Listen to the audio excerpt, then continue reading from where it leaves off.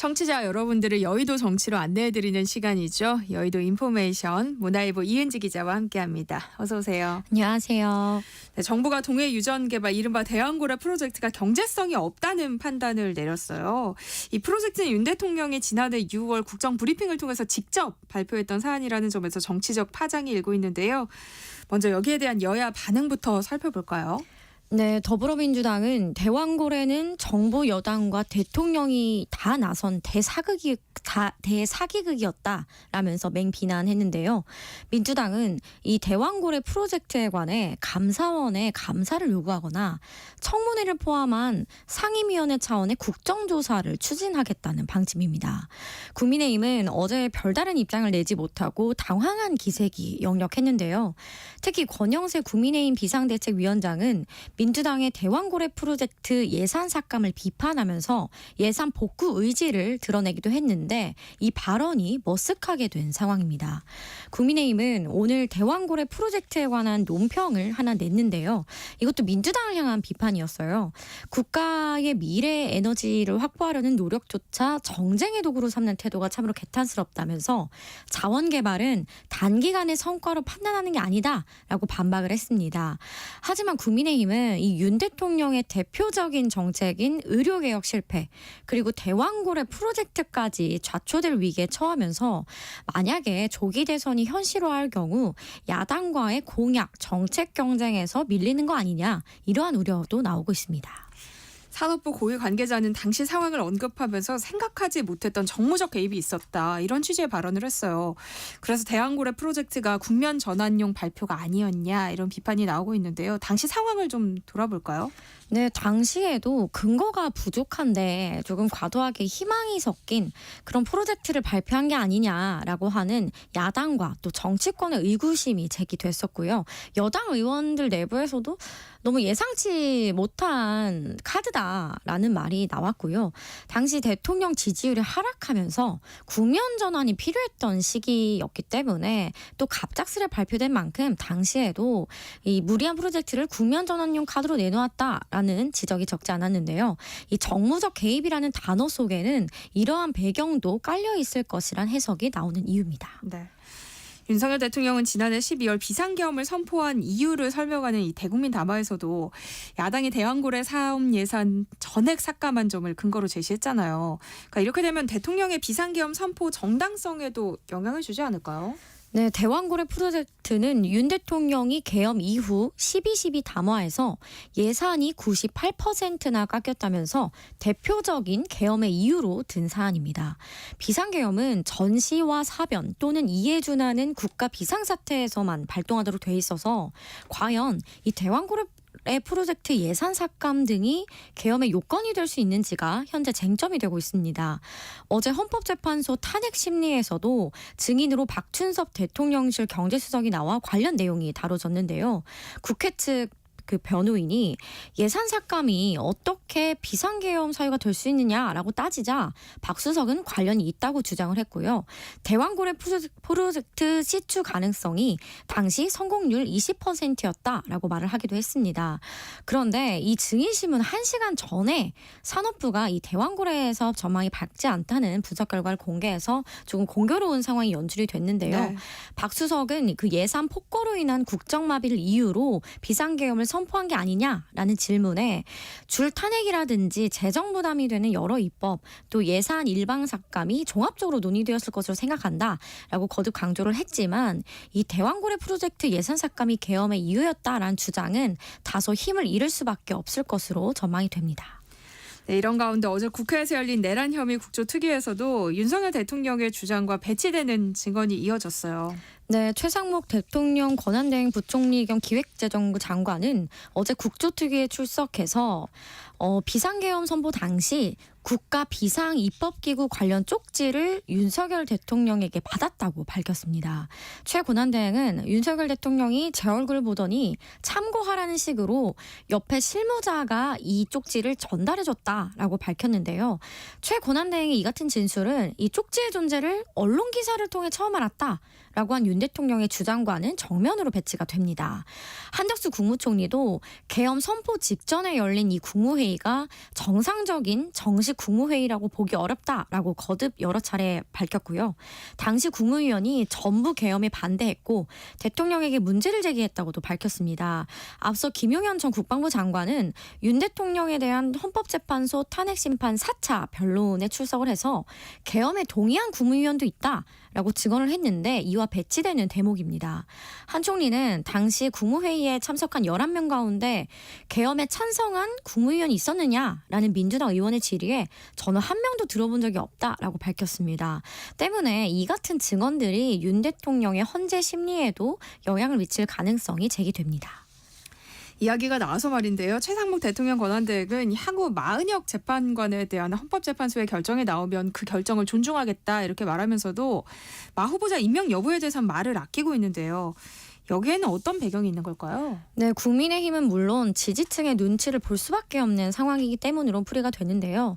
최 권한대행은 어제 내란국조특위에 나와서도 여야 합의가 되면 마 후보자 임명을 할 수 있다라고 말을 했는데 이에 곽규태 국민의힘 의원이 여야 합의를 이야기하실 게 아니다. 한덕수 국무총리의 탄핵도 무효라는 권한쟁의 심판이 지금 진행 중인데 만약 이것이 인용이 되면 지금 최 권한대행이 행사한 모든 권한들이 되돌릴 수 없게 되기 때문에 대통령 권한대행으로서 권한을 행사하면 안 된다라고 강하게 좀 비판을 했어요. 또 여권을 중심으로 마은혁 재판관 임명은 곧 윤 대통령 탄핵 인용이라는 인식이 강해서 최 권한대행으로서는 이 마 재판관 임명이 굉장히 정치적이고 까다로운 과제가 됐습니다. 최근 지지층이 결집하면서 헌법재판소의 편향성을 문제 삼고 있는 상황이죠. 이런 상황에서 진보적 색채가 짙다고 평가가 되는 마 재판관 임명은 최 권한대행으로서도 부담스러울 수밖에 없습니다. 국민의힘에서는 헌법재판소를 겨냥한 발언들이 계속 나오고 있는데요. 권영세 비대위원장은 어제 헌법재판소가 주권자의 뜻을 어기고 새로운 헌법 분쟁을 만들어내고 있다고 비판하면서도 이 문양배 헌법재판소장 권한대행을 탄핵하겠다는 건 아니라는 입장을 밝혔어요. 여기에는 어떤 의도가 있다고 보세요? 국민의힘 지도부가 지금 이제 결집하고 있는 지지층을 고려해서 헌법재판소의 편향 문제, 공정성 문제를 제기하고는 있지만 탄핵이라든지 심판 결과 불복으로 이어질 수 있는 강경한 발언까지는 나아가고 있지 않고 있어요. 네. 한 국민의힘 관계자가 굉장히 좀 맞는 비유를 했는데 지지층을 고려해서 헌재를 때리기는 하지만 그게 체중이 실린 어떤 무게가 강하게 실린 게 아닌 약한 주먹에 불과하다라고 표현을 하더라고요. 차기 대선 가능성이 커지는 상황에서 윤 대통령 탄핵 인용에 불복한다든지 계엄과 윤 대통령을 옹호하는 것처럼 비춰지면 필패라는 생각이 있기 때문에 조심스럽게 줄타기를 하고 있는 모양새고요. 지지층들이 지금 권영세 비대위원장과 권성동 원내대표에게 굉장히 불만이 많습니다. 왜 대통령을 적극적으로 지키지 않느냐라는 건데요. 문자폭탄이라든지 항의가 쇄도하고 실제로 비판적인 목소리가 강해서 지도부도 윤 대통령과 완전히 거리를 둘 수는 없고 이제 다만 헌재를 때리면서 우회적인 방법을 취하고 있는 겁니다. 그리고 헌재를 지나치게 자극하고 흔드는 게 이 탄핵 심리에도 긍정적으로 작용할 리 없다는 판단도 깔려 있다고 볼 수 있습니다. 네, 국민의힘 권영세 비대위원장이 어제 신년 기자간담회에선 주목할 만한 발언들이 나왔는데요. 특히 사전투표를 제고할 필요가 있다고 생각한다. 이 말이 논란이 되고 있어요. 네, 이 여권 일부의 부정선거 옹호 논란이 커지고 있고 이로 인한 국민 분열이 심화하는 상황에서 여당 대표인 권영세 비대위원장이 자칫 부정선거를 옹호하는 것처럼 읽힐 수 있는 발언을 한 겁니다. 네. 부정선거 옹호로 풀이한 일부 보도를 두고 입장문을 내기도 했는데요. 부정선거 주장에 동조한다는 보도 내용은 사실과 다르다. 국민들의 의구심을 가진다면 제도를 제고할 필요성을 말한 것으로 제도 보완과 부정선거는 엄연히 다른 내용이다라고 반박하기도 했습니다. 권영세 비대위원장은 전광훈 목사의 광화문 집회에 국민의힘 소속 의원들이 참석하는 것 역시 문제 삼을 일이 아니다 이런 입장을 밝혔는데요. 국민의힘 지도부가 소위 강성 보수 지지층과 선을 긋지 못하는 이유 어떻게 봐야 할까요? 권영세 비대위원장이 공식적으로는 문제 삼을 일이 아니다라고 했지만 실은 당 지도부 내에서 그리고 당 의원들 사이에서도 지난 부산 집회에 박수영, 김미애 의원이 참석한 것을 두고 정말 말이 많이 나왔고요. 부적절했다는 의견이 더 많습니다. 정광훈 목사의 당이 끌려가는 모양새로 보일 수 있다 이런 우려도 있었는데요. 그럼에도 강성 지지층과 선을 긋지 못하는 건 지금 국민의힘 의원들이 자신의 지역에 가면 가장 힘든 점이 왜 대통령을 지키러 길거리에 나오지 않느냐, 왜 관저 시위에 가지 않았느냐, 왜 대통령 면회를 하러 가지 않느냐 이런 비판을 정말 많이 한다고 합니다. 이 지역에서 의원들이 피부로 이런 것들을 느끼다 보니 지역구 의원들은 중도층보다는 지지층의 입김에 영향을 받을 수밖에 없다고 보여지고요. 당 지지율이 국민의힘이 잘해서 올라간 게 아니라 반 이재명 대표 정서와 보수 위기감에서 비롯된 것이란 걸 의원들 모두 잘 알고 있거든요. 그래서 지지율을 고려한 것이라기보다는 지역 주민들 또 지지층들의 민심을 고려한 행보로 보는 게 더 가깝습니다. 네, 이런 가운데 한동훈 전 대표의 움직임에도 관심이 쏠리고 있는데요. 한 전 대표는 지난 설 연휴 기간 김종인 전 비대위원장과 유인태 전 민주당 의원을 잇따라 만난 것으로 전해지고 있어요. 한 전 대표의 정계 복귀 시점과 관련해서는 어떤 이야기들이 나오고 있어요? 네, 한동훈 전 대표가 최근 여야 원로들을 만나면서 사실상 정치 재개에 시동을 건 것인데요. 본격적인 복귀 시점은 윤석열 대통령의 탄핵 심판 변론이 모두 종결된 이후로 잡고 있는 것으로 알려졌습니다. 헌재가 지금까지 잡아놓은 변론기일 일정은 3월 중순까지인데요. 윤 대통령이 계엄의 정당성을 주장하고 있기 때문에 지금 혐의를 부인하고 있죠. 그런 상황 때문에 3월 말까지 변론기일이 늘어날 가능성도 있습니다. 네. 이제 보도가 난 이 두 사람뿐만 아니라 여러 여야 원로들 또 정치계 인사들을 만나고 다니고 있다고 합니다. 그런데 한동훈 전 대표가 등판할 경우 당내에서 어느 정도의 영향력을 발휘할 수 있을까요? 한동훈 전 대표와 친한계는 그 전당대회에서 60%가 넘는 지지로 당대표에 당선됐던 그 지표를 아주 주요하게 보고 있더라고요. 그래서 대선 후보로 나오면 지지율이 다시 그 정도까지는 반등할 것이라고 주장을 하고 있습니다. 하지만 친윤계는 물론 당내 대다수 의원들은 이번 경선에서는 조기 대선이 열릴 경우 적어도 이번 대선에서는 이 한동훈 전 대표가 국민의힘 후보가 되긴 어렵다고 보는 시각이 더 많습니다. 경선에서 이기기 어려울 것이라는 건데요.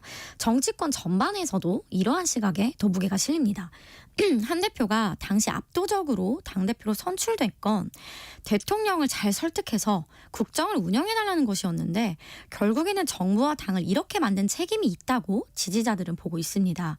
그래서 설사 윤 대통령 탄핵이 인용되고 계엄의 불법성이 인정된다 하더라도 이 탄핵에 찬성했던 한 대표에게 기회가 가긴 어렵다고 보고 있고요. 특히나 이미지 또는 지지층이 오세훈 서울시장과 상당히 겹쳐서 실제 한 전 대표 측은 오 시장을 가장 견제하고 있다고 합니다. 오 시장도 탄핵에 찬성을 했죠. 또 김문수 장관이나 홍준표 대구시장 등 강경한 인물보다는 중도 확장성이 있다는 평가로 한 대표와 상당히 겹치게 됩니다. 그래서 한 대표가 그나마 후보가 될 가능성이 있으려면 오 시장이 대선 경선에 나오지 않는 것이다 라고 말을 하는 의원들도 있습니다. 네, 민주당 이재명 대표는 최근 실용주의 정책에 힘을 쏟고 있어요. 자신의 대표 정책 가운데 하나인 기본소득 정책도 후순위로 미룰 수 있다고 했고 또 반도체 특별법 토론회에서는 주 52시간제 예외 적용의 필요성을 언급하기도 했는데요. 이런 행보는 조기 대선 가능성을 염두에 둔 것으로 봐야겠죠. 네, 최근 민주당 지지율과 이 대표의 대선 후보 지지율이 떨어지는 것에 대해서 이 대표가 신경을 많이 쓰고 있다고 하고요. 자신의 사법 리스크가 걸려 있고 2심 판결을 눈앞에 두고 있기 때문에 이러한 조급함이 반영된 행보라고 보여집니다. 이 대표는 원래 실용주의 노선이었고 당내에서도 우려했던 부분이 민주당이나 진보의 가치를 과연 이 대표가 이어나갈 수 있을까? 이러한 의문들이 있었는데 조기 대선이 가시화하면서 중도 확장을 위해 성장을 강조하거나 이런 우클릭 행보에 강하게 드라이브를 거는 모습입니다. 다만 중도층 내에 반 이재명 감정의 이유 중 하나가 진정성이 부족하다는 점도 있는데요. 이렇게 정책을 바꾸는 모습이 과연 중도층의 소구가 될지는 지켜봐야 한다는 평가입니다. 당내 반발도 문제 아니에요? 그렇죠. 금융투자세 도입 유예를 두고도 한 차례 당내 의원들과 갈등이 있었는데요. 지금 주 52시간제 예외 적용이라든지 최근 보도가 됐는데 코인 거래 가상 화폐의 이 거래세 인하 검토라든지 이런 것들은 사실 진보 정당이 견지해온 가치나 기조와는 반대되는 정책으로 보여집니다. 이런 부분들은 2030 세대를 겨냥한 것으로 볼 수도 있는데요. 당내 친문이나 친노 세력 그리고 시민단체에 몸담았던 강성 진보 성향의 의원들은 불만도 적지 않은 것으로 알려졌습니다. 네. 국민의힘은 당 차원의 개헌특위를 가동했고 민주당 비명계 인사들 사이에서도 이재명 대표가 개헌 논의에 앞장서야 한다는 목소리가 나오고 있는데요. 개헌에 대한 이재명 대표의 입장은 어떻게 봐야 할까요? 이재명 대표는 개헌에 대해서는 좀 부정적인 입장으로 봐야 하고요. 사실 민주당이든 국민의힘이든 여당일 때 개헌을 성공시킨 적이 한 번도 없습니다. 이 대표의 경우 윤 대통령의 개헌과 탄핵으로 차기 대선에서 유리한 고지를 눈앞에 두고 있는 상황에서 개헌에 호의적으로 나오기는 어렵고요. 또 개헌은 현 계엄과 탄핵에서 국면 전환을 하기 위한 여당의 전략이자 탄핵 물타기라고 보는 시각도 민주당 내에 있어서 이 대표로서는 계엄보다는 현재 탄핵 인용이 더 시급한 국가적 과제로 보는 입장으로 볼 수 있습니다. 네, 세상의 모든 지식 여의도 인포메이션 오늘 여기까지 하겠습니다. 문화일보 이은지 기자와 함께했습니다. 고맙습니다. 고맙습니다. 네, KBS 세상의 모든 정보 1부 순서는 여기서 마무리하겠습니다.